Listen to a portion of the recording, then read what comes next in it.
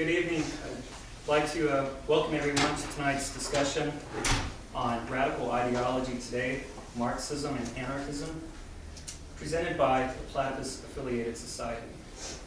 The Platypus Affiliated Society organizes reading groups, public fora, research, and journalism, focused on problems and tasks inherited from the old 1920s through 1930s, new 1960s through 1970s, and post-political 1980s through 1990s left, for the possibility of emancipatory politics today.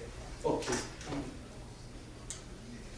Translation, study why the world is so screwed up and what to do about it. A little bit about the panel itself. It seems that there are still only two radical ideologies, anarchism and Marxism.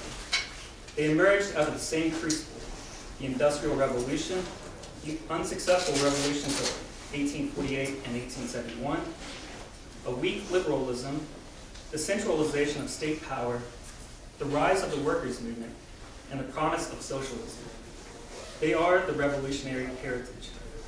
And all significant radical upsurges of the last 150 years have returned to mind their meaning for the current situation.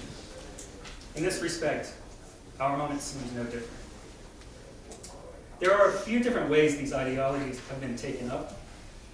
Recent worldwide square occupations reflect one pattern, a version of Marxist theory understood as a political economic critique of capitalism is used to comprehend the world, while anarchist practice, understood as an anti-hierarchical principle that insists revolution must begin now, is used to organize in order to change it.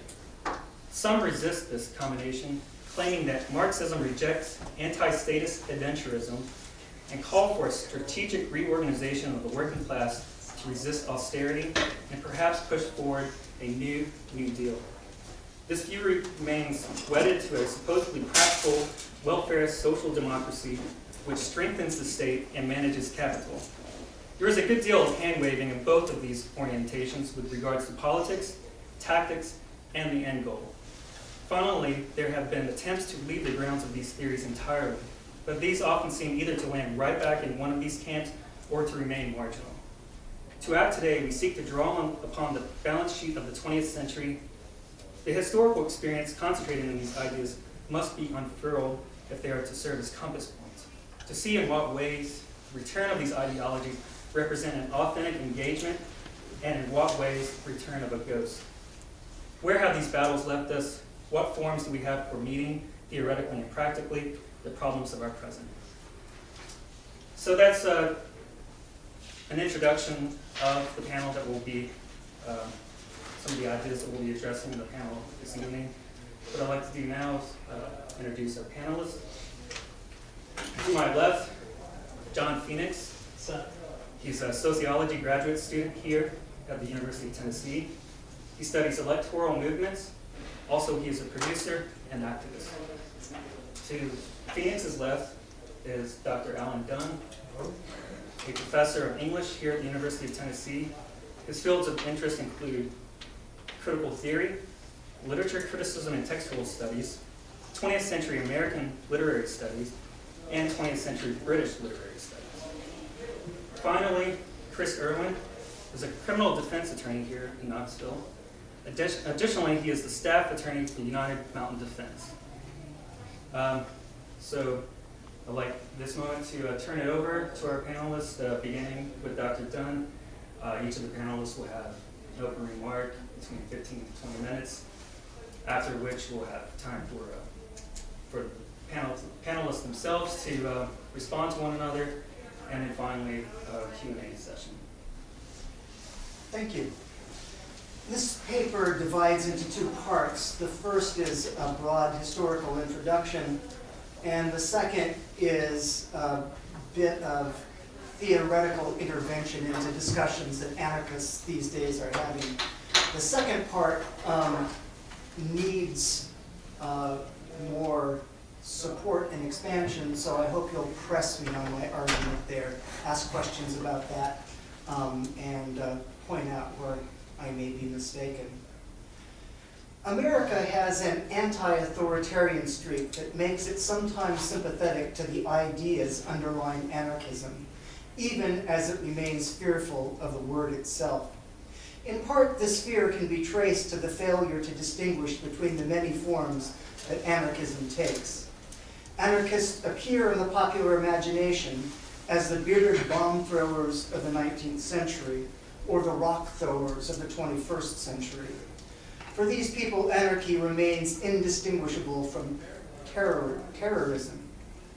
Today, I would like to distinguish some strands of anarchist philosophy and practice and suggest some ways that anarchism might enrich the current political scene. I will begin with a little historical background and proceed to discuss some of the issues that animate contemporary anarchism. All anarchists agree, there are very few sentences that you can begin with that, by the way. All anarchists agree that social hierarchy and state power are at best necessary evils. How necessary and how evil will continue to be debated as long as there are people who call themselves anarchists. In Europe, the development of anarchism is linked to the growth of the labor movement in the 19th century and the socialist and communist politics to which it gave rise. Since Marx himself predicted that the state would wither away under communism, it might be assumed that he had latent sympathies with the anarchist cause. But if this was the case, they remained latent until his death. At the meeting of the International Working Men's Association in The Hague in 1872, Marx organized and superintended a vote to expel the anarchist Mikhail Bakunin from the group. The differences that divided them had to do with the centralization of power. Marx favored centralized power in the International Working Men's Association and believed that workers would have to maintain state power in a dictatorship of the proletariat in order to effect the transition to communism. Bakunin, on the other hand, wanted to decentralize the Working Men's Association and believed that state power would corrupt whoever happened to possess it. With Bakunin's expulsion, the battle lines were drawn for a conflict that would last well into the next century. The conflict inspired a lot of polemic and occasional violence, but it also produced a dialogue about the nature of power that remains an important part of the legacy of leftist politics. When the Marxists did triumph in the Russian Revolution, the anarchist Prince Kropotkin was there to remind the Bolsheviks that they should not mistreat their Menshevik prisoners. This era produced the so-called anarchist saints, Prince Kropotkin among them. Another anarchist saint from this period that I find particularly inspiring is Emma Goldman, whose Living My Life combines memoir, cultural history, and political theory in a single seamless narrative, or almost seamless. It shows that radical politics can draw strength from a life well lived.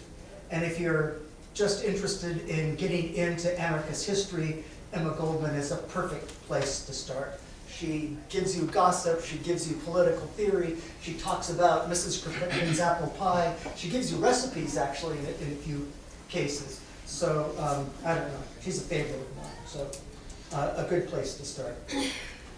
The love-hate relationship between Marxism and anarchism was also apparent on the American scene. When I was a graduate student in Seattle, I got to know the Crowley family, George and Louise, who were kicked out of the Communist Party in the 1950s for their anarchist tendencies. Once expelled from the party, they happily embraced their anarchist identity and became a kind of clearinghouse for anarchist activities in the Pacific Northwest and beyond. They opened my eyes to how incredibly well organized anarchists can be, not in spite of, but because of their lack of hierarchical structure. To take just one example, the Crowley kids loved to travel, and wherever they landed, they were always well taken care of by fellow anarchist travelers. I would get phone calls at 2 o'clock in the morning from Athens, from Istanbul, from Paris, And the anarchist network had tapped into phone lines all over the world, literally, and they had free communication from wherever they happened to be. They had food, they had connections, and they had political comrades. So for being a non-hierarchical organization, let me tell you, anarchists can organize themselves pretty effectively, pretty well. They've been doing it for a long time.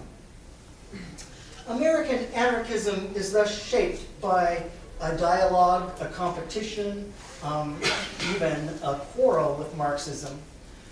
But it is also in conversation with, and sometimes confused with, a very different kind of politics.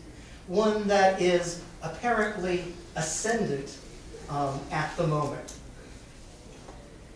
This is the right-wing form of politics called libertarianism.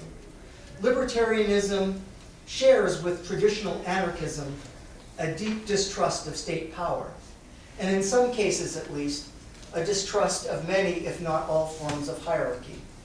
It is truculent and anti-authoritarian, but it differs dramatically from the kind of anarchism propounded by Kropotkin and Goldman. The saintly anarchists firmly believe that human nature is basically good and basically social, and that without the corrupting influences of hierarchy and state power, human nature would manifest itself in cooperative and altruistic behavior. Most libertarian anarchism, if you can use those two words together, is based on a very different view of human nature. One that assumes that selfishness is a cardinal virtue, and that the development of more rigorous individualism will bring about the perfection of the human race. The foremost exponent of this view is, of course, Ayn Rand, whose impact on the contemporary political scene is difficult to overstate. The connection between Rand's objectivism and neoliberal politics is well documented. Alan Greenspan came of age as a Randian objectivist, and it is rumored that Rand Paul's name has some connection to objectivism. What is less known is that many of the leaders of high-tech companies in Silicon Valley share this objectivist pedigree. They advocate a hipper, slicker form of libertarianism, but one that shares the same basic premises. Now, many of today's leftist anarchists may admire Kropotkin and Goldman, but they find their saintly faith in the goodness of human nature to be unrealistic and outdated. Their alternative is what I will call procedural anarchism. That is, these anarchists focus on the refinement of democratic procedure rather than on more substantial political goals. A good example of procedural anarchism is found in the Occupy Wall Street movement, where principles, platforms, and steering committees were prohibited in favor of a system of direct participation in all decision-making. For most procedural anarchists, democracy as representation is the root of all evil. By electing another person to represent my interests, they argue, I erase myself from the political process and create a kind of hierarchy that any good anarchist should oppose. For the good anarchist, there is no substitute for direct participation in political process, whatever that process may be. Now, I have no complaint against direct participation in the political process, but I would argue that procedural anarchism blurs the distinction between left and libertarian anarchist positions. This may not be, in all cases at least, a bad thing, but I do think that it can prevent anarchists from getting much done, as the Occupy movement may illustrate. My own, my own alternative comes from Pierre-Joseph Proudhon, who defines anarchism as cooperation without hierarchy and state rule. By building cooperation into his definition, Proudhon makes it clear that anarchism is a collective, not an individualistic project. Further, cooperation implies shared goals and values. The anarchist challenge, then, is how much can you get done without hierarchy or state power? This, I would argue, is a question that theory cannot answer. It can only be answered by examples.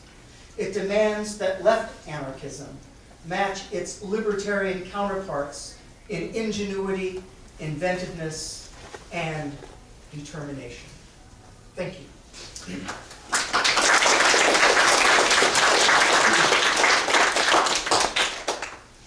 All right, next, I have Chris Erwin.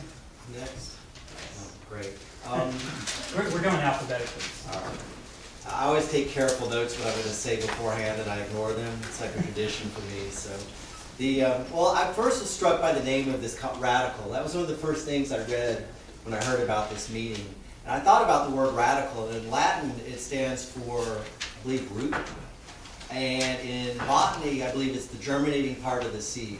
And I think why the reason anarchy and communism keeps popping up is because it addresses the root of the problem. It tries to get at the seed, the germinating part. I'm an activist. I've been an organizer since I was 16. I'm ancient now, mainly in the anarchist organizing communities. I was active with Food Not Bombs in San Francisco, Earth First in the Northwest. I drifted through my 20s from direct action campaign to direct action campaign. So a lot of my views on anarchism kind of comes from that perspective, from just being in the trenches.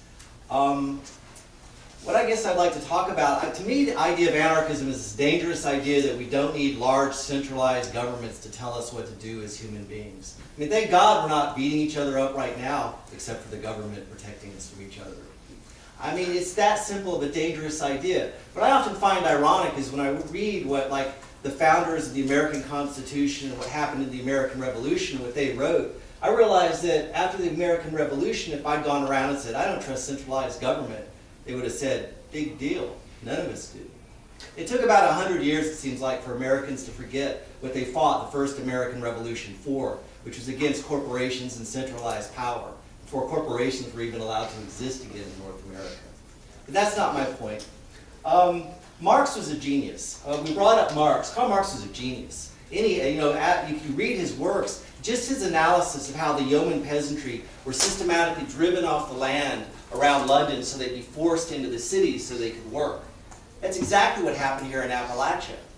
And others that if you track what happened, how the laws were used to drive people off the land, how the land was stolen by corporations through theft and misdirection, it's the exact same thing that happened. And Marx was one of the first to take an economic theory and try to splice it into history like that. And it was brilliant. Where the anarchist looks at Karl Marx and goes, is when he advocates centralizing power on the way to a worker's paradise. That's where the anarchist goes, yeah, that's not going to work. Because the truth is, it doesn't matter what form of power you centralize. It can be in the media. Special interests are going to hijack it. It can be in religion. Special interests are going to hijack it. In politics, special interests are going to hijack it. The nature of centralized power is that it makes it easier for special interests to do what they want to with it. And that perspective, I think, when you look at what happened with the Russian and to a degree the Chinese revolutions, that's exactly what happened. And the Spanish revolutions. And that's the fundamental conflict, I think, between Marx's analysis of history was brilliant, but that little part of his solution to the problem is, I think, where you find the clearest distinction between anarchist and communist thought. Now, with that, though, Marx wasn't the first thing. I'm going to actually go on the side and talk about democracy for a bit. Aristotle wrote this essay that I talked to Grant about the other day, and he wrote an analysis of this concept. We consider ourselves mostly in a democratic republic, or a republic infused with democratic ideals. Aristotle wrote an essay about this evolution of this concept we call democracy. And he wrote it, he was no fan of the concept. And after all, they did kill Socrates. But he said in the beginning that in Athens you had the haves and the have-nots. And if you were a have-not, you had no rights. You could be hunted. The concept of prima noctere that you saw in that movie, Rob Roy McGregor, came from that period, where you could be hunted. And they called the haves the oligarchs. Perhaps today, John will refer to them as the 1%. And he said what happened was the people revolted and got basic human rights. Do you mind if I stand? I'm kind of used to it from court. So, and none of you will go to jail when I'm done. It makes it even easier. So, the people in Athens revolted and demanded basic human rights. You can't hunt us. You can't kill us. And they won. And then the oligarchs began subverting these basic human rights till the people had to rebel again, and they demanded even more. And what happened? The oligarchs, the 1%, began subverting these new democratic institutions, and the people rebelled yet again. They had a series of 8 of these revolutions, and in each revolution they demanded more and more of an egalitarian society. And they won. And he said, this is, when we say use the words democracy, this is what we're talking about. And one interesting part about this that ties back into Marx is that Aristotle would argue that democracy is a product of class warfare. Indeed, it's impossible to talk about, I think Aristotle would make this argument, about the history of this concept we call democracy outside of the context of class warfare. But a more interesting question for me about this, and you are probably figured out I'm a book geek already, but is that in each, if that's the cycle of democracy, these democratic institutions, the revolution happening, and then the oligarchs, 1% subverting them, if you accept that as the cycle, where would you place us today in that cycle? And then the question that keeps me up at night sometimes is, if that's the pattern of revolution, the people demand a more egalitarian society, what would a more egalitarian America look like? A more egalitarian system, assuming that that period of change happens. But anyhow, so that's what, and democracy was the concept of rule of the people. And as far as anarchists as being violent bomb throwers, it seems to me that the Democrats and Republicans by far have a higher body count than anarchists do. Whenever I hear the state talk about anarchists are violent, my God, the greatest serial killers in history are the state. You are statistically safer having Hannibal Lecter move in next to you, salting away a few Boy Scouts, than having a large centralized government move next to you. It's true. And a lot of that is it's exactly that, propaganda. Because what's the most dangerous idea to the state? The idea that it's not necessary. Oh my God, that's crazy talk. We don't need large centralized governments telling us what to do. And in fact, that's the very principle of democracy, ironically, is enough. Some argue that democracy is a verb. You push a button in a booth once a year. That's got nothing to do with democracy or citizenship. Democracy is about oversight and distrust of government and reviewing the acts of your government. I thought about that watching when I got on the bus to come here, 3 officers had pulled over a man and were tossing his vehicle. And it just reminded me. So anarchists in terms of bomb throwing crazies with beards, well, I shaved my beard off.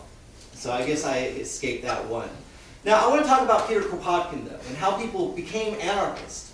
Because it's not all through the same path. Leo Tolstoy believed that if you are a Christian, thou shalt not kill is something that you cannot compromise upon.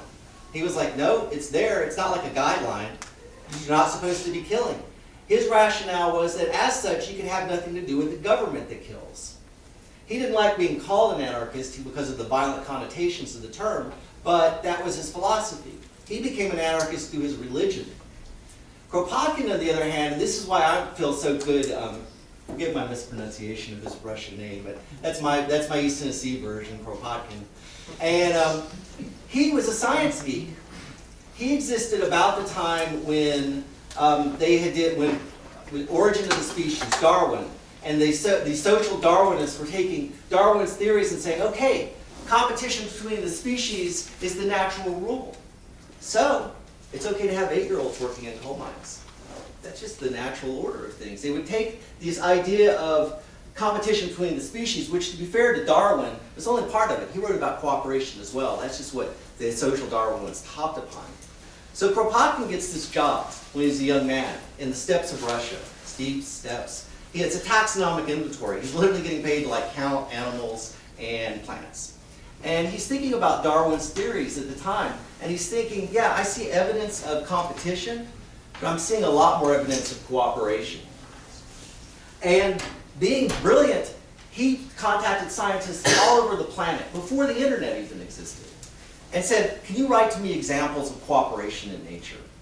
And they wrote countless examples. And he wrote a book called Mutual Aid, which was brilliant, showing that clearly cooperation is far by more the rule in the natural world than competition. That made him a good environmental scientist. But what made him a good social scientist is he took the leap that the social Darwinists did. And said, well, if that's more the rule in nature, why is it more the rule among us, among people? Why are we more cooperative than we are? Why do we fight at our meetings and bicker at our meetings? And why are we... And his idea was, and later primate studies bear that out, just as primates, we should be better at cooperating with folks, especially against interests that are adverse to our own. And his idea was, it's because there's a system doing what KRS-One calls miseducating us. There's a state out there that continues, that's miseducating us out of cooperation, except when it's the benefit of a few. And that later bore out in, you can look at different primate studies for this. But the state was the problem. Peter Kropotkin became an anarchist through science. And that's what I mean, through religion, through science. And that's what made him brilliant. Also, if you do read Emma Goldman's book, read her partner's book, Alexander Bergman. He's the one who went to the tombs for like 22 years, where they tried to kill him in prison, and he was buried in hell. And he wrote a book at the same time she was writing hers, and they're great companion books. Because you see that she stayed true to her ideals throughout it, and he stayed true to his ideals throughout his experience in prison. And they actually meet each other at the end of both books. They're novels, they're big books, but it's fascinating. I could probably talk about communism and anarchism and cooperation and competition, as Grant will attest, for hours and hours and hours. There's a lot of good minds in here. You all have a lot of ideas. For myself, I'm just on the last note, the reason I was attracted to anarchism was I don't like bosses, especially in organizing. It's just when you're doing something and you're doing volunteer work, having somebody tell you what to do that often doesn't know any better than you do, I found frustrating. So I was naturally drawn to the organizations that used egalitarian democratic settings. And that's a problem too. That's when, in terms of Kropotkin, is we had these meetings when we tried to organize. And by the way, we thought 3 people were going to show up tonight. Literally, when I was asked, I was like, yeah, there'll probably be 3. We'll talk about anarchism. It'll be great. I'm just so psyched that so many people actually come to hear about anarchism and communism. I think it's brilliant. But, yeah, thank you all for coming. That's my main point. But, yeah, Kropotkin and centralized power. No, democracy. When you look at democracy and you talk about egalitarian relationships, it's no wonder that people get confused. The IWW's argument is, look, we take people that have no real experience in democracy in their lives. Your families aren't democracies that you're raised in. They're usually hierarchical from the dad down to the dog.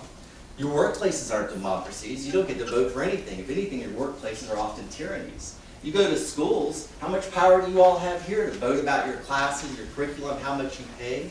When you really look at it, even our government, most Americans have little experience in day-to-day democracy as a verb. And that's the challenge for the anarchists, is to retrain ourselves and learn to work with one another. Because if Peter Kropotkin was wrong, if these primate studies were wrong, and that we're not naturally cooperative, like seems to be what we would look at in the natural world, then we'd never work together. We'd never be able to do it. But through meetings and organizing and anarchist meeting processes, we empower one another, but we learn how to work in these egalitarian democratic settings rather than the miscooperation and name a single setting. Anybody? Can anybody raise their hand if they can think of a single, actual functioning democratic institution in most Americans' lives? Drum circle. Here you go. On a grassroots level. And that's the other thing too. The anarchists, the idea of representative democracy, is an oxymoron. You cannot take your authority, your ethical system, your obligations as a citizen, and give them to someone else. How convenient if that's true. My obligations as a citizen of this country, Phoenix, you have them now. Here, I'm pushing a button between you two, I'm picking Phoenix, you're now in charge. I don't have to care about the democracy anymore of the government I live in. Well, we might select you for jury duty. Yeah, well, jury duty is another interesting subject. We don't use juries right in this country. In Athens, if the city wanted to go to war, it had to go through a jury. If the city wanted to build a building, it had to go through a jury. Politicians were allowed to hold office. The more power you had, the less time you had. And you had 2 citizens provide oversight for every politician. And you know what the penalty was for corruption at the end of term review? Exile or death. Can you imagine what our system would be like if every American politician had 2 random citizens watching their every move, and at the end, there's going to be a grade on your test. If you don't like the result, it would change the nature of our democracy. And that's what I'll leave you with. That question of Aristotle is, if we're going towards a more egalitarian society as part of this cycle of democracy, what would that look like? And to the anarchist, it's not the nation state. Thank you.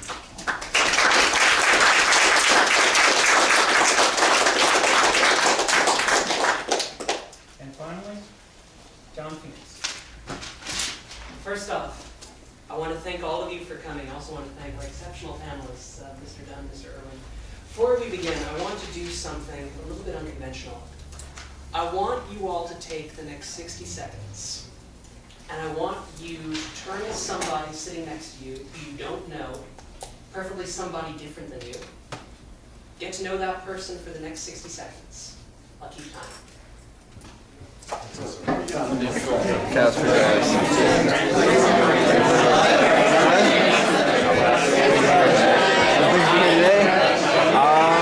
radical ideologies. I just do my attention on some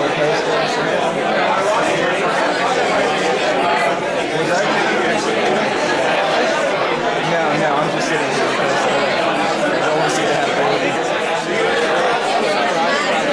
I'm pretty sure a lot of people here are immigration trade or something like that for the poli-sci class. I see a lot of people taking notes. So, I know you from geology and anthropology as well. Yeah. I'm Jason. Casper. I thought so. I sit behind you most days, and some days you sit behind me. We should say hello more often. So what brings you here now? I don't know. I just like... Did you see the poster and get interested? I got the emails. The emails? Oh, are you part of a platypus? Yeah, me too. Who sent out the emails? Grady, the man who's the guy with the glasses. Just go online and kind of join the organization if you can. Platypus. Look up, it's a group on Facebook. I didn't know why I got the email. Like, I'm not a part of it. Shirtless and lacked ambition. They've never heard from you, so you never know what you can learn from something. Really, it's amazing. Shiftless. So the reason I did that exercise is because ultimately democracy, community, fundamentally about dialogue. And we don't seem to have a huge amount of that in our society today. And I thought, it's one thing to tell people about, what dialogue is, what the sense of community actually is, but I thought, hey, why not experience it? Ultimately, what we're trying to do, what the Platypus Society is trying to do, and what all people who hold radical ideologies are trying to do, is to try to create a world where there's more community, more equality, and more of this kind of dialogue, where there's less fear from want, fear of disease, fear of unemployment, fear of all the things that make life a living hell for many people a day. That said, ladies and gentlemen, I am not a theoretician. I'm currently a master's student here. I study electoral movements, and what I've been doing in research right now is I've been focusing on not so much radical ideas, but radical ideas in action. How do people take these ideas, these grand ideas, and how they want to change the world, and how do they actually try to implement these ideas? And let's face it, we are all human beings, right? And all human beings are storytelling creatures. We love stories. We love hearing about stories. So rather than go on some type of long abstract thing, I'm going to tell you a story, okay? This is a story about how 3 groups, a liberal group, an anarchist group, and a Marxist group, all tried to organize in Boston, Massachusetts in 2012. These 3 groups were all faced with a particular problem. In this case, it was major cuts to the Boston subway system. And these 3 groups, each alike in dignity but with very different ideologies, tried to organize around this issue. They tried to organize around the cuts to the subway system in very different ways based on their ideology. And for me, what I love about this as a researcher is, it's a great way of experimenting, almost with a natural experiment. How do different ideologies lead to different outcomes in the same situation? But as an organizer, I can tell you this was a hell of a story, and if you're wondering how this stuff happened, how I know about it, I was there. So, let's start at the beginning. Once upon a time, In a land far, far away, there was a man, fair-haired young man, his name was Mitt Romney. Legend has it he wanted to be president. So in the late 90s, Mitt Romney, when he was governor of Massachusetts, passed some significant changes to how the Boston and Massachusetts subway system was funded. Rather than funding it out of the income tax, they funded it out of the sales tax. Right around the time Mitt Romney, was in the second half of his term, we had a sort of recession in the early 2000s. The amount of tax revenue going to the Boston subway system went down, and it never recovered since. So skip ahead a little bit. It was 2012, January 2012 to be precise. The Massachusetts State Transit Authority, which had been in debt since the early 2000s, had by this point gone almost completely bankrupt. And for that reason, the MBTA presented to the people of Boston two plans, both of which were terrible. Plan A told the people of Boston, we're going to increase your fares by 50%, and we're also going to get rid of about a third of all the bus lines. Terrible idea. Plan B, we're going to raise fares by a third, and we're going to get rid of almost half of all bus lines. An even more terrible idea. And you have to understand, Boston is one of the few cities where you can live without a car because the Boston transit system is so good. And Boston is a very working class city. Working class people rely on the subway system in order to get to work, get to where they need to go shopping, and to do all this affordably. So the idea to the people of Boston that they were going to face massive cuts to the Boston subway system was terrifying. And now, the nice thing is this is America, and usually in America when something goes wrong, people are like, you know what, we got to organize something. Something has got to be done. Most of the time that something is watching somebody else on TV say something has to be done. But in Boston, 3 groups came about, and each of these 3 groups tried to organize and prevent these cuts to the subway system from happening. Spoiler alert, they kind of all failed. But they all failed for different reasons. So what I'm going to go into is, why did these 3 groups, a liberal group, an anarchist group, and a Marxist group, why did all 3 of these groups fail to prevent major cuts to the Boston subway system that nobody wanted in the first place? Why did these three ideologies lead to 3 different ways of organizing, and why did all 3 of these different ways of organizing fail? I mean, it's a good question, right? Now, some of you, I'm assuming those of you who are in college either have taken some political science courses either now or maybe you took government class in high school. There's an ideology called liberalism. The idea of liberalism is that you can have a capitalist economy, but you can have a capitalist economy that's not completely cruel. You can have capitalism but with a little bit of a safety net. Now, at Northeastern University, which is where I went to school, we had a liberal student group that was based mainly amongst the college Democrats who were completely upset about the cuts to the subway system, especially since the cuts to the subway system threatened subway lines that Northeastern University students relied on. Now, this liberal group organized around Facebook, and they said, you know what? We are against these subway cuts, so you know what we're going to do? There are these public hearings that are coming up. The public hearings where the public can talk about just how upset they are about these proposed cuts to the subway system. And you know what? We're going to organize students, and we're going to bring them down to these public meetings, and we're going to tell the MBTA just how much we don't want these cuts to happen. And on the one hand, they succeeded. They managed to bring students to these public hearings, and they made their opposition known. Problem was, after the hearings ended, there were about 8 of these hearings stretched over 2 months. After these public hearings ended, it became very clear that the MBTA was still going to go through with the cuts. Even though the entire public of Boston was against them, even though they'd gone to 8 public meetings and said how much they were against them, the MBTA was pretty much, yeah, we're gonna still cut things. Now, the thing with liberalism as an ideology is liberalism tends to have a great deal of trust in the existing system. That trust tends to be very much misplaced.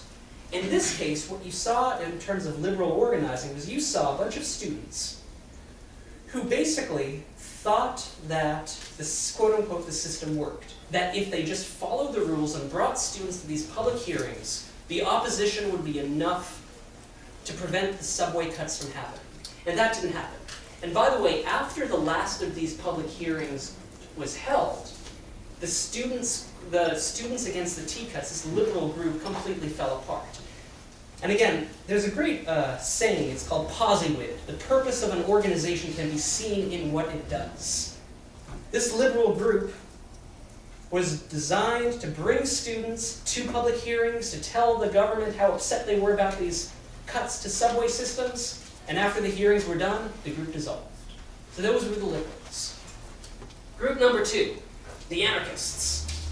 There was a group, there was a movement that happened a couple years ago, you might have heard of, called Occupy Wall Street. We had a little local affiliate of this in Boston called Occupy Boston. Now, Occupy Boston, which was in Boston mostly run by anarchists, local anarchists, believed very much as Chris said that, we have to actually live out democracy. Not just vote once every 2 years, not just vote once every 4 years. We actually have to live democracy. We have to see a world where human beings actually have a say in terms of how their lives are governed. Great. Now, how do you go about doing that? In Boston, as well as with the remainder of the Occupy movement, the answer to that question was, well, you know what, if we want to create a better world, we're going to find a little plot of land in the middle of downtown, we're going to take it over, and we're going to turn it into a miniature commune. We're going to set up tents, we're going to run this little square mile of land in a really democratic way, and that's going to be our utopia. We're going to create this new world literally in the middle of the Boston financial district. Great idea, right? Well, full disclosure, I was a member of Occupy Boston, and I can tell you, Occupy Boston, from late September until mid-December 2011, we could put 5,000 people on the streets any day of the week we wanted to, and we did. We'd march twice a week, 5,000 people all around Boston saying, we are the 99%, we want equality. But of course, sooner or later, marching, just for the sake of marching, outlives its usefulness. And then there's this other little fact that Boston was run by a guy named Mayor Menino, who was, in terms of, well, let me put it this way, exile or death, he'd probably choose exile, but, considering how he was very overweight, he probably wouldn't have gotten very far if he had chosen a very corrupt mayor. Mid-December, Mayor Menino kicked Occupy Boston out of Dewey Square. And these anarchists who tried to create a little downtown utopia suddenly found themselves literally homeless. I'm saying that literally because half the participants in Occupy Boston were members of the Boston homeless community. So, early January, when these cuts to the subway system were proposed, Occupy Boston was basically a shadow of its former self. It was meeting in a local church, best as it could, and here's the thing, even though virtually all the anarchist members of Occupy Boston were completely opposed to these subway cuts, they didn't know what to do about it. Now, they knew that these public hearings were shams. They knew that these public hearings were designed not so much to listen to the public, but more to contain the public. And I was actually at the meetings where they discussed how to respond to these, to these subway cuts. And and basically the big idea that came out of these meetings was Occupy Boston, you know how we're going to respond to these subway cuts? We're going to hold a big direct action. Yeah, we're going to go to some of these subway lines and we're going to tie ourselves down to the tracks. And the trains are going, and we're going to tell them that we're tied down to the tracks. And you know what? The Boston subway system authorities are going to have to, accede to our demands, because else they'll either run us over or will shut down the entire subway system. Bold idea, right? Minor problem. If you tie yourselves to subway tracks, sooner or later somebody's going to realize that involves actually tying yourself down to subway tracks. Yeah, it's true. And it was almost like a sort of weird dynamic that I saw in Occupy Boston as they were debating how to respond to the subway cuts. But I also saw in Occupy Boston all the weeks previous, where you would have a group that would propose this bold and brilliant and relatively reckless idea. And the idea would get shot down by some other group who said, you know what, this is kind of reckless. I mean, tying yourselves down to a track, people could actually get hurt. Plus, if we do this in this particular city of Boston, there are a lot of senior citizens who have to use the subway to get to the hospital. Do we really want to block their access to medical care? And here's the problem with Occupy Boston. I think this was a sort of issue with anarchism in general. They were completely disorganized. Occupy Boston, in their efforts to try to create a completely non-hierarchical system, created this very, very elaborate governing structure where 10% of the group could block the other 90% of the group if they disagreed with that other 90% of the group. That was a terrible idea. It meant the group very quickly fell apart. Around the same time as the subway cuts were proposed, Occupy Boston was having a very big debate over whether or not to ban level 3 sex offenders from participating in their activities. Now, level 3 sex offenders are sex offenders who have offended and are at high likelihood, or considered high risk, high likelihood to re-offend. Now, you would think that the sex offender debate would be a relatively clean-cut thing, but no. They had arguments over whether or not to allow sex offenders in. Then they had arguments about the arguments. Then they had arguments about the arguments about the arguments. Before Occupy Boston could even go anywhere, it was almost completely falling apart. And that's probably one big reason why Occupy Boston never really managed to successfully organize against the subway cuts. Now, there was one more group, and this was a group that was Marxist called the International Socialist Organization. Now, before we get into the International Socialist Organization, I have to ask, by show of hands, how many of you have ever seen the movie Monty Python and the Life of Brian? Okay, first off, if you haven't seen that movie, go see that movie. It is terrific. Second off, in that movie, there's a scene where there's this group that's trying to liberate Judea from Roman rule. And this guy says, "Are you the Judean People's Front?" And John Cleese is like, "Fuck off, Judean People's Front. We're the People's Front, the People's Front of Judea." And then they have the Popular Front of Judea and the People's Popular Front of Judea. First thing to understand about Marxist organizations, very, very, very sectarian. A lot of the Judean People's Front of Judea. But of the organizations, of the Marxist organizations in Boston, and I was doing field research in virtually all of them when I was a senior in college, the International Socialist Organization stood out. Because the ISO was the one socialist organization that, one, was actually relatively well organized, and two, actually had some commitment to democracy. They opposed dictators like Muammar Gaddafi. They also opposed imperialistic things like bombing Muammar Gaddafi. Very few Marxist groups were that, committed to actual democracy. And here's the thing, unlike the anarchists, the ISO, the socialist groups in Boston, were very, very, very well organized. They could have meetings run like clockwork. But the socialists had their own sets of weaknesses.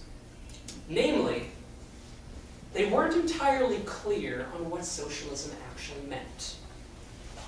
That turned out to be a problem because regardless of whether or not you're trying to get people to adopt socialism, or if you're trying to get people to adopt a new farm implement, any innovation is much easier to spread if you have some way of basically showing it to people, of saying, here's what this innovation is, judge it for yourselves, look at how awesome it is. If you're an organization that doesn't know what socialism is, the second problem you're going to run into is you're not going to have a very clear idea of how to get from here to socialism, whatever socialism ends up being. Now, incidentally, for those of you who are wondering, there's a terrific book out there by a guy named Paul Cockshott and Alan Cottrell called Towards a New Socialism. If you're actually wondering what socialism is, they explain it in full academic rigor in their book. Short answer, socialism is an economic system that consists of at least 6 components. One is an expanded safety net. Things like universal health care, universal education, universal child care. Right? The second element is something called chartalism, which is basically a monetary policy where the government basically creates money rather than taxing people or taxing the rich or borrowing money from the rich in order to fund itself. China does this. It's the reason why, the fact that China can create several billions of dollars out of thin air is the reason why China can build millions of miles of railway, while we can't build. So, safety net, chartalism, workers' cooperatives rather than corporations being the dominant way of things getting produced, democratic, cybernetic, economic planning instead of a free market, labor money, which basically says that if you work for an hour, you get a voucher that says, I have worked for 1 hour, and you can use that voucher to buy things that have taken 1 hour to make. So sort of imagine going to the store, and the same way you have calorie info listed on all the foods, imagine having on every single product in the store a little sign that said, this product took X hours and Y minutes to produce. And imagine, you work for 8 hours a day. You get the ability to spend 8 hours worth of stuff, and you can buy however much you want to buy that took up to 8 hours to make. That's what we mean by labor money. And the sixth element, which Chris gets into, is the idea of participatory democracy. That rather than voting for someone once every 2 years, or voting for someone once every 4 years, you have what Aristotle called rule of everybody by everybody. In ancient Athens, they did this because in Athens, believe it or not, they almost never used elections. They ran things by lot. Seriously, imagine like having the President of the United States be some random person selected from the population as a whole. Imagine selecting Congress, 500 randomly selected people from the country as a whole. That was how Athens actually operated. And believe it or not, if you're going to have a planned economy, you actually need participatory democracy, because unless you have rule of everybody by everybody, then whoever runs the economy is going to become a new elite, which is, I think, the fact that Chris talked about. Now, here's the thing. Back to Boston. If you have some idea of what socialism is, you can start talking about how do we get from here to there. The ISO had no idea of what socialism actually meant. Because of that, they had no idea how to organize for it. Because of that, the ISO ended up being somewhat peculiar as an organization in that, usually, they never took the lead on organizing around anything. They would usually join organizations that other groups had started, and then they bail on these organizations after a couple of weeks, after it became clear they weren't able to take over these organizations. And ISO meetings tended to be very, very, very, I guess the charitable way of saying it, would be boring. Here you would have these socialist intellectuals. They would spend hours at a time discussing these socialist texts. But since everybody already had the same opinion going into the discussion, there wasn't really much of a discussion. The ISO had the ability to attract working class people to their meetings, but most of these working class people never stayed for more than a meeting or at a time. So what you ended up having happen is you had the socialist group that, even though they could have been far better organized than the anarchists, even though they could have been far better organized in terms of how they would challenge these subway cuts, they never did. So, if you want to understand sort of what it was like at this time, you have to imagine it's February 13th, 2012. Literally, it's the night before Valentine's Day. There's a snowstorm in Boston, but nevertheless, about 2,000 people come to the main branch of the Boston Public Library to one of these public hearings. The public hearing is supposed to start at 6 o'clock. By 6:15, the Boston police are preventing any more people from entering the meeting hall. They tell people the meeting hall is full. But people who are inside the meeting hall are sending photos to their friends who are on the outside saying, hey, look, this meeting hall is actually half empty. When you have things like this happen, and you're one of these, you're either the Marxist or the Anarchist liberal group, how do you respond to something like that? I mean, how do you respond to a government that basically says, we want your opinion, but we kind of don't want your opinion, so we're going to prevent you from actually going into the room to give your opinion? How do you organize around something like this? Now, as a sociologist, there is sociology. Bummer. There's a branch of sociology called social movement theory. And in social movement theory, there's a sociologist, his name is William Gampson. He wrote this terrific book called Success of the Unruly. And he said that successful organizing revolves around dealing an increasing level of cost to your opponent over several rounds of encounters. This is sort of something you saw in the civil rights movement. They would start by trying to desegregate buses. When that didn't work, they would start with a boycott of the public bus system. They would impose economic costs on the city of Montgomery, which forced the city of Montgomery and eventually, thanks to the Supreme Court, to give in. You see, if the groups in Boston would have wanted to intelligently prevent the subway cuts from happening, what they could have done was they could have had an escalating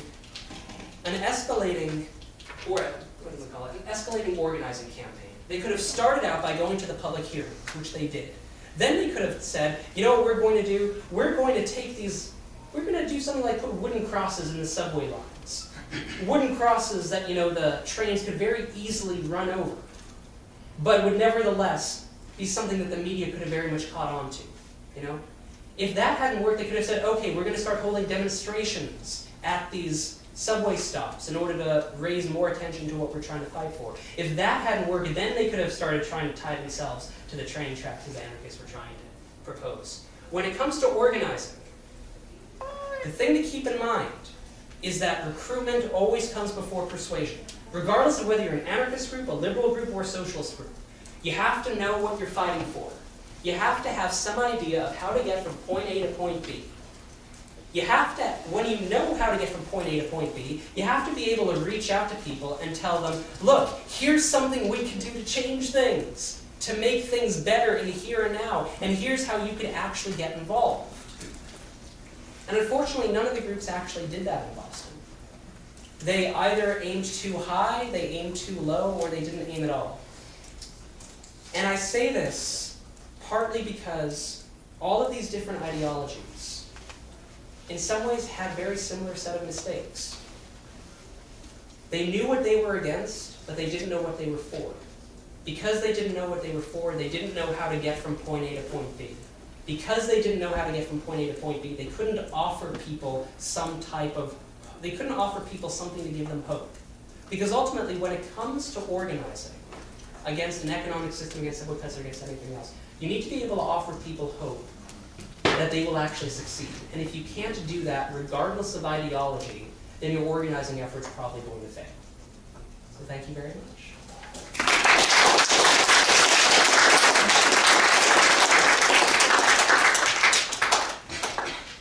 Now, I'm going to give our panelists an opportunity to respond to one another.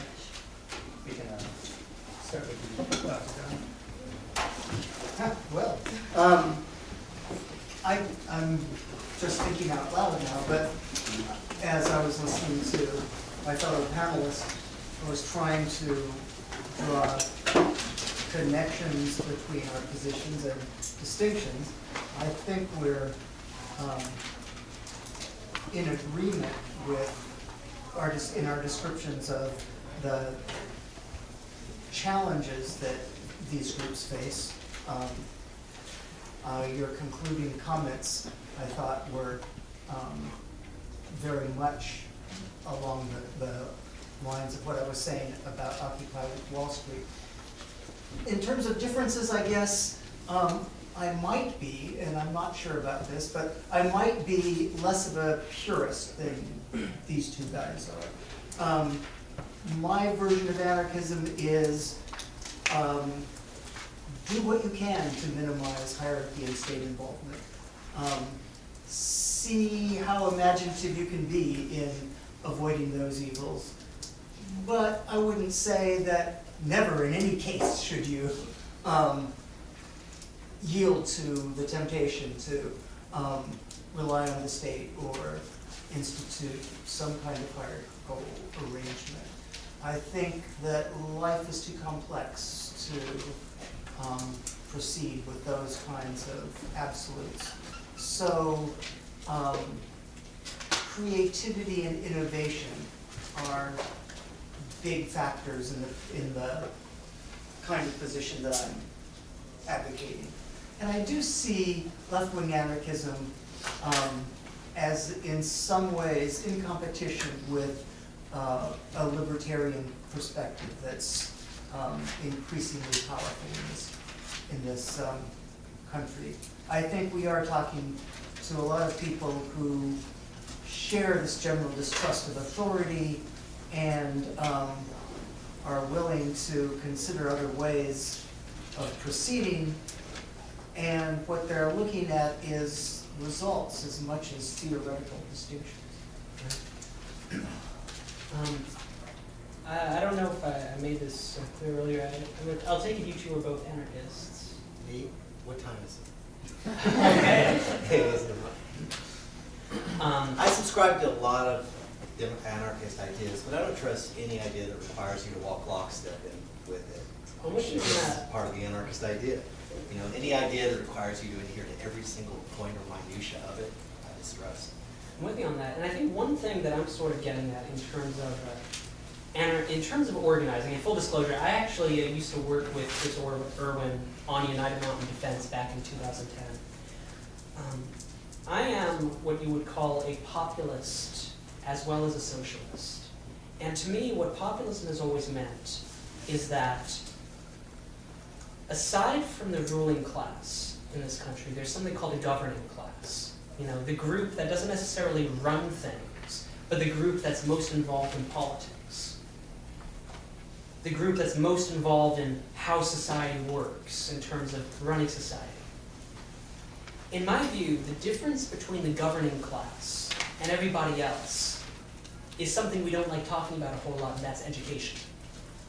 Now, most of the people in this room, I'm assuming, are well educated. Deeply in debt. That too.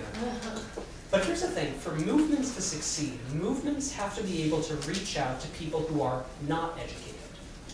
And a lot of movements fall apart right there. And I saw this in some ways both with the anarchists and the socialists, as well as the liberal groups in Boston.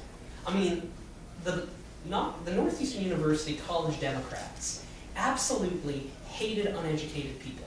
They seemed to think that all uneducated people were these red staters who voted Republican and, ignored it.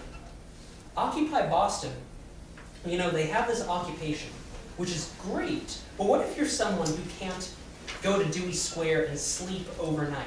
What if you actually have a job, you have to work for a living? What do you do then? And the socialist groups, I think, were so very, very, very intellectual that they seem to forget that a working class person coming into a room would not automatically know who Marx was, let alone know what Marxism is. And so for that matter, I kind of want to say this. I know some of you might not have any idea what anarchism is, what Marxism is, what socialism is. I encourage all of you to ask questions. There is no such thing as a dumb question. Because my goal here is to sort of take these ideas that we've been talking about and make them and put them in ways that anyone in this room can understand. For that matter, put them down in ways that like a 5-year-old can understand.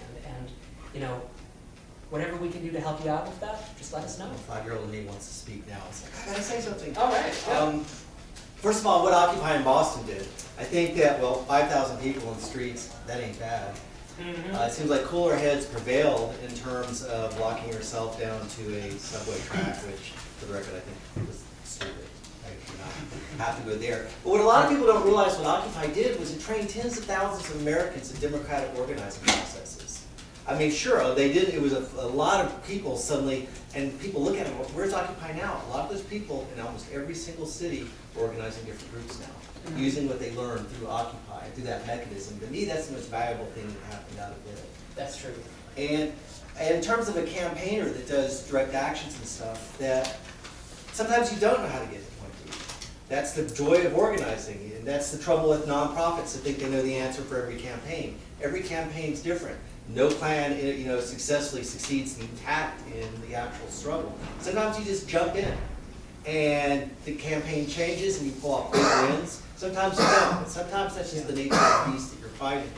And as far as the class issues, I think Earth First with its Rednecks for Wilderness was one of the ways that it embraced. That's what drew me. I was living in a tent on the Nolichucky Gorge as a whitewater guide when I heard about this Redneck for Wilderness thing, where they were trying to embrace the class differences. Also, Mountain Justice Summer is an anarchist example with its listening projects, where members went door to door in the coalfield communities talking to the miners, firsthand, talking to the people.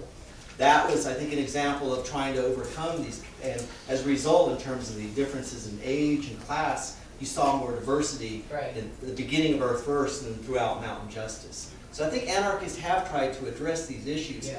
Finally, I think your point about how difficult it was, I mean, all these brilliant, intelligent, excited people in Boston, I can see it now. We're like, all right, let's get everybody together and be egalitarian, yay! But again, coming from backgrounds where their families weren't egalitarian, their government wasn't particularly, the schools they came from wasn't, and what I'm more amazed of than the problems you point out was that what they got done.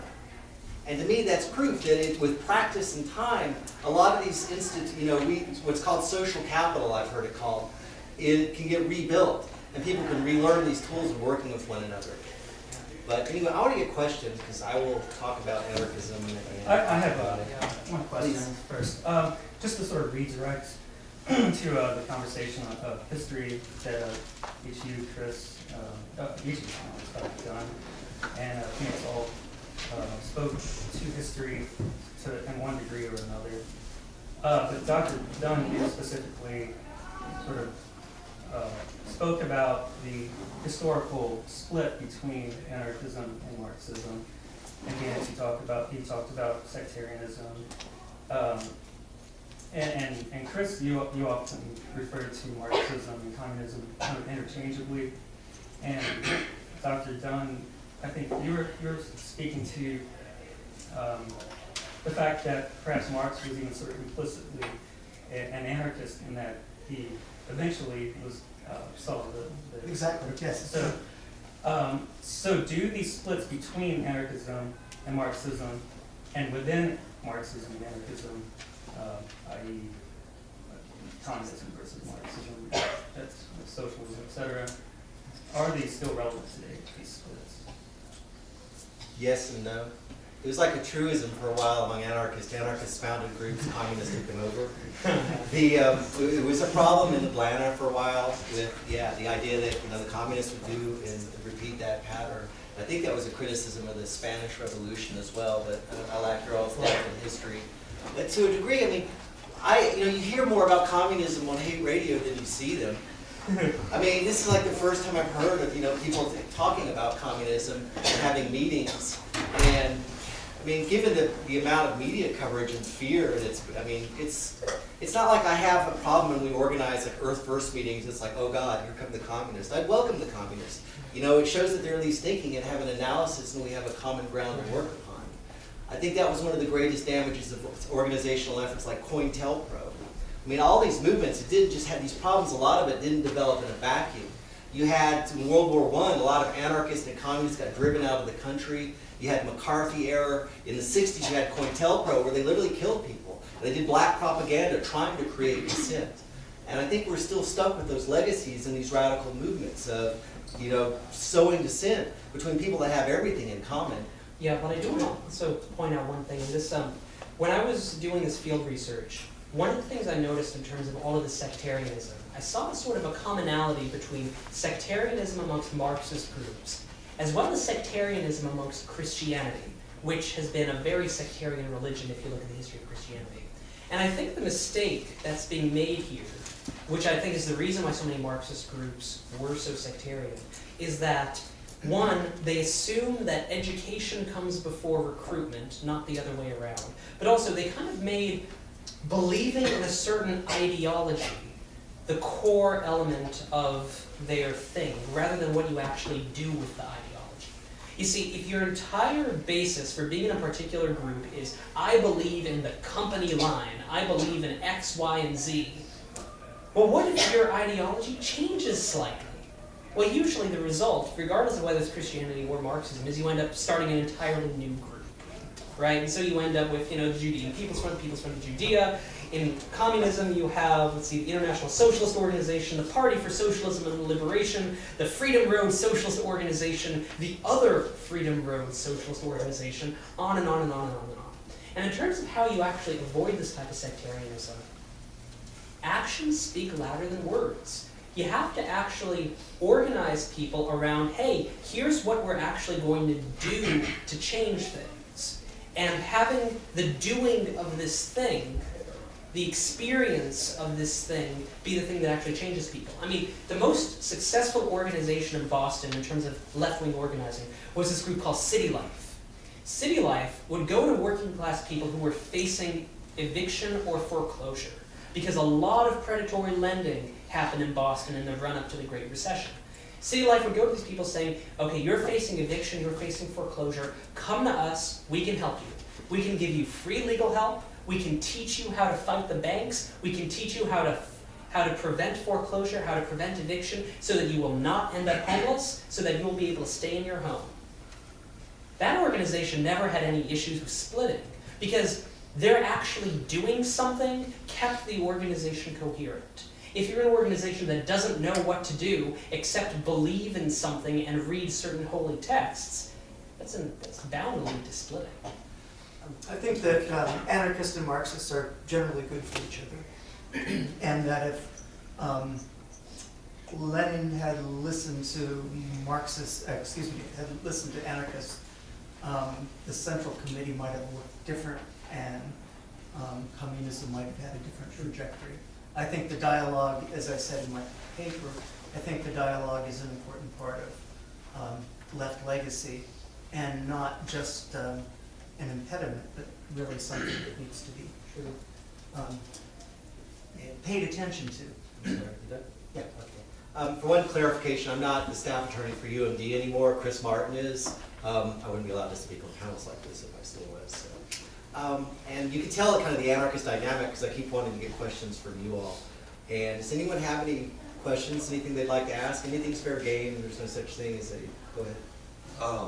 I guess the one that came to mind for me is there's been a contrast drawn between libertarianism and anarchism and the appeal of it in a modern context, particularly in America.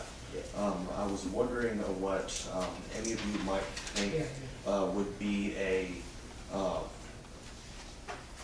positive direction for adherents of radical ideology to tap into that spirit and to help begin to get people early on and to not lose them, so to speak, to the alternative that invests itself in the present structure. Well, I think one big thing that the political left can do is seriously begin to build an electoral movement. A lot of people might not know this. We've actually had socialists elected to the governor's mansion in this country before. In 1916, there was a movement called the Nonpartisan League that literally took over the entire state government of North Dakota in 1916. And this was a time when anarchists and socialists were being rounded up and sent to jail because of their opposition to World War I. But you actually had socialists take over the state government of North Dakota. They created something called the State Bank of North Dakota, which still exists. And that State Bank of North Dakota is literally the reason why North Dakota hasn't gone through a recession. So to answer your question, I think that in terms of reaching out to people, actually having a political movement that can tell people, here's how we get from point A to point B. Here's how we can organize for things that will help transform our communities, to help bring that point B into existence. I think having that sort of movement available is really, really helpful. Because I think the big draw of libertarianism right now is because it seems to be anti-system. And a lot of people are anti-system right now. But if the left isn't organized to tap that, then unfortunately the political right will. People should read about libertarianism before Ayn Rand came on the scene. I read every single book that woman wrote. I'm a science fiction geek. I read Heinlein, Asimov, that was science fiction. I read all of them. She was a horribly repetitive writer, for one. Poor Ann would take an idea and just write it, and he'd be like 18 pages, like, I get it, please, no more. And then 5 pages later, there's the same damn idea. But my understanding of libertarianism was it was anarchy that when it became in a period in France, French history became illegal to be an anarchist, people called themselves libertarians. I think people just need to get beyond Anne. You know, she was one fairly overly prolific, repetitive writer of libertarianism. That doesn't make her the end all. And too many people, and the thing is, even the right that use her misunderstand her. I invite you to watch her YouTube videos. Yep, she's on YouTube in black and white, and listen to this woman speak. And literally what she says bears almost no reflection to how libertarian is being bandied about today. So I think there's one of the things we can do that is through education and just peeling back what we really mean by these terms. and seeing that they always get hijacked. I have no doubt that if anarchy suddenly became more powerful than it is today, soon you would see, they'd be talking like selling anarchy for Pepsi. You'd have Pepsi be like, "What, anarchy?" But that's something Marx said, though, that capitalism would provide the roots of its own downfall. But that's my action. And I'd read Ayn Rand, too. I mean, it's not that bad, but it's just the repetitiveness of it. One thing one government textbook said, and you can feel free to take this or leave this, their distinction was that libertarianism is fundamentally individualistic, while anarchism is fundamentally communitarian. That's my Questions? Is that what you were going to add, Dr. Dunn? Yeah, that's my argument, basically. Yeah, I have a question. Yeah, please. What would y'all say about sort of just not participating, not voting, not joining all these different groups? So, Can I ask you a question, man? How old are you? 34. Okay. So you're probably going to live, let's say, another 30 years or so, at least, maybe 40. Is that fair to say? Okay, there's a reason I'm saying that. I'm not asking any more questions. Here's the reason why I'm saying this. You're going to die soon. Here's the reason why I'm saying this. We are, as young people, for the most part, or as people who are, living on planet Earth in the 21st century, have to sort of wake up to certain facts. And that is that by the year 2075, if things keep going the direction that they're going, we're not going to be able to grow food in any part of the Midwest, except for a very small part of North Dakota. Thank you, climate change. This country is going to get more and more and more unequal, as would the rest of the world. And here's the thing, The Guardian very recently published an article saying that this report came from this organization called NASA. Not a fringe organization, but like NASA, saying, look, we're actually possibly going towards some type of severe ecological catastrophe, possibly even collapse, because when you have a population of 8 or 9 billion people, and climate change makes it harder to grow food, and water is getting scarce, and fuel is getting scarce. Change is coming whether you want it to or not. The question is what's going to be the nature of that change. But if you are 34, I'm 25, so I might be alive a little bit longer than you. But I sincerely hope that, regardless of age, we'll all look to the future and say, you know what, as screwed up as this world is, we can't possibly let it get any more screwed up for the people who come after us, because they'll hate us for it. So you think that's the consequence of not voting Yes. for Republicans and Democrats? The world will get worse and future generations will blame you. Question here. Well, so does that mean your vote is your consent? My opinion is that voting is only one small part of what you could do. I mean, you can vote, you can organize, you can get more involved in the community. It's like there are always ways of trying to change things. I mean, like, let me ask what's going on. You were in my class last year, weren't you? Yeah. Okay, so what's an issue that matters to you? International economic equality. Okay. Now, let's see. Suppose you wanted to fight for international economic equality, right? Well, there are groups like, say, Oxfam that say, hey, you know what? We have to start changing things like food aid, start changing things like the economic system to make things more fair. There are organizations like Equal Exchange that's focused more on fair trade rather than free trade in order to help producers in the third world. There are tons of organizations that any person could get involved in that are fighting for international economic equality. So just to use that for an example, yes, by all means vote, by all means participate, but organize and get involved in all of these other things that are trying to change the world too. And the cool thing is that because the world is so screwed up, and because it's not entirely clear where things are going over the next 10 or 20 years, in some ways it's actually a good thing, because when the future is not set in stone, everything you do today matters far more than it would under ordinary circumstances. What's your view of coercion and force? Please, the other two. The classical anarchist argument could be summed in, semi-classical, 70s and 80s, when all the anarchists I came up with were saying, was different puppets, same masters. You know, you get to pick how degrading is it. You get to take your pick of which puppet, you know, corporate wealthy puppet you get to pick. But my perspective on it was that I was like that with the Gore-Bush election. I actually protested against Gore for some of his ecological things. I walked lockstep with everybody in the anarchist community, and that, you know, it doesn't matter on these large electoral fronts. You're getting corporate pimps, whoever you vote for. You're gonna vote for the lesser of two evils, vote for Megatron. At least it'll be more entertaining as he tries to suck energon from the planet. But then Bush went and got 100,000 civilians killed in Iraq. And I couldn't help realize, I was like, damn, it's actually a body count difference. There is apparently a difference there. But how degrading is it to be stuck in a system where your choices are the lesser of two evils? And you're voting purely on who you hope will kill the least people, which is too often why I'm pushing the button on the national level. I'm like, I just hope you kill less people and get us in less wars. That's both degrading and pathetic.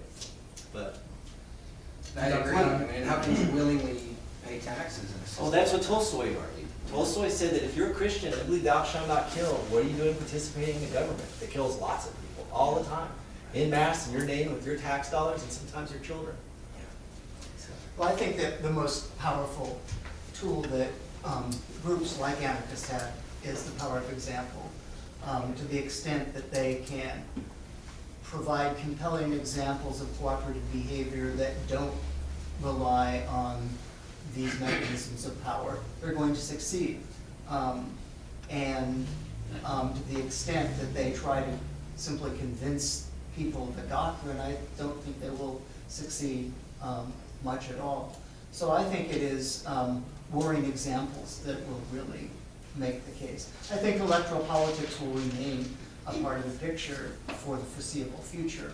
I think we're going to be always choosing between lesser evils, but also working at the same time to make palpable to people alternative goods. That's the only way that things will change, is working both dimensions at once. Which is why I say I'm not a purist. I think electoral politics are there, and there is a difference. There's a difference all the way down the line. Just for instance, in the difference between a Democratic labor board and a Republican labor board, people's lives are changed by that. By that. Our problem is we're in the fishbowl problem. Yeah. You know, it's most of human history, these large nation states are a complete aberration. You know, when you look at the overall span of human history, these large centralized nation states with the capability of making nuclear weapons, large mass warfare, that's a blip in our overall history, which is, you know, even if you go all the way back to the Roman Empire. But we're the fish in the fishbowl. We're looking out the bowl going, what would a different, you know, more egalitarian society look like?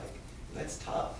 Can I ask, I'm sorry. I'm sorry, Grant. Well, just to add to what you guys are saying, I think what a lot of people don't understand maybe about anarchism is there's still going to be institutions. There will still be federations. There is still a process for people to go in and work on things.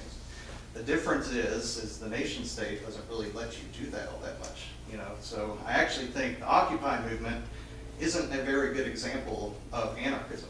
Was it anarchist? Was it anarchist principles? Sure, but I took place in Occupy. I'm an anarchist, by the way, but I took place in Occupy, and I marched lockstep with people who are hardcore Democrats. A Democrat is in no way an anarchist. Where you're going to see anarchy in society is just, and this is where I think we're going to split from the Marxists, is, you know, this dirty word that for a leftist to use, but is in the market. And in the market, you know, you can actually work with each other, it's cooperative, and where the anarchism comes in is freedom of association and voluntarism. So if you don't want to associate with things that kill, then don't associate with things that kill. You can really just start deconstructing power just by empowering yourself. An individual who starts to work cooperatively with a group can make a whole lot of change. And I think that's what the big point is. And that's where we're going to split from centralized power. The thing that inspires most of the anarchists that I know is spontaneous cooperation. When you see it happening, you say, yes, you know, this is a concrete manifestation of something that could happen in a wider, more effective way. And anything that we can do to further that, I think, is a step in the right direction. And Jacob, you have Oh, I just had a question, because I sort of, understand where this guy's coming from in terms of why act, and for me, on this panel and also in the general discussion between Marxism and Anarchism, overall, there's way too much out there, and I don't see the justification for it. I mean, yeah, I don't want the next generation to be pissed at me, but I don't see the justification even us thinking that things can change, given the history of the left's failures and the accumulation of failures of all of these actions that we've talked about. I mean, you said you were proud about Occupy's Boston's how they achievements. spread I don't see these what they concepts. achieved. This magazine in the Fifth Estates once wrote that this guy went in and did an analysis of the children in Palestine. He did like check how they did in school, their jail records, and the rest. And he found out something interesting. The kids that came across as the most psychologically well adjusted were the ones that were resisting. They were actually causing problems in the schools and the rest. It was the kids that were internalizing and not acting. I would invert the question. I think we should organize and resist, not so much for it's good for others, but it's good for you. I think that despair comes from inactivity. You grow into despair. What's the famous quote? Direct action is the antidote to despair. I think there's something in us as primates that makes resistance healthy for us. It's good for us. Otherwise, it leads into all sorts of ills. Well, no, and also in terms of change, well, we're able to have this conversation right now. We're built upon the organizers and radicals of the past that enabled us to be here, enabled us to women to vote, ended the civil rights movement based on, we enjoy so many rights, and they're human rights. We don't enjoy them for another person. They're inalienable. They all belong to us. Just others kept the government from impinging upon those rights. So that's my short answer. I think it's both good for us, and I think that we can create change. And we have, and we're going to have to. Because what's coming, the current model is not going to sustain itself. You don't find large centralized power structures in nature because they're inherently unstable. That's why our current systems require so much blood, energy, and war to maintain themselves. In this current system, as the environment gets, our aquifers get drained and things get more desperate, is not going to be able to maintain itself. It's just a question of what is going to be the nature of that change when it comes. Yeah, the power of example, as I was trying to indicate, is the power of immediate attractiveness, not future payoff. Something is being demonstrated that works in the present, and its attractiveness as a way of being in the world that makes it a powerful example. It may or may not have the consequences that we hope for down the road. And one quick thing I want to add to that. There was a researcher at the University of Kansas named C.R. Snyder, and he said there are 3 ingredients to hope. You have to have a goal, you have to have motivation to reach the goal, and then you have to have something called way power. Way power is this thing I've been harping on this whole time, which is how do you get to your goal? How do you get from point A to point B? Most people have goals. Most people are motivated to reach the goals. Most people don't know how to reach the goals. And I think that if there is despair on parts of the left, it's because the left sees this big thing called capitalism, and they don't know how to challenge it. They don't know what an alternative economic system would look like. And again, even other socialists, as I said earlier, have had this issue too. Now, the reason why I don't have that pessimism is because I take a look at this world and all the amazing technological things that we have in this world, and I'm like, create a new system? Easy. I mean, think about this. When the Russian Revolution happened in 1917, they had to create an entirely new economic system, and radio hadn't even been invented yet. Nowadays, we have supercomputers that are 10, 20 billion times faster than the computers from even 15 years ago. And here's the thing, if you want to have an alternative economic system, it's actually not conceptually that difficult. You come up with a list of stuff society wants to produce. You work backwards from that list to figure out what raw materials you need, what intermediate goods you need, who produces what where. I'm sorry, that's kind of happened many times, and it always results in starvation. Well, it also, here's the thing, we live in a planned economy now, except Walmart does a lot of the planning. That's a good one.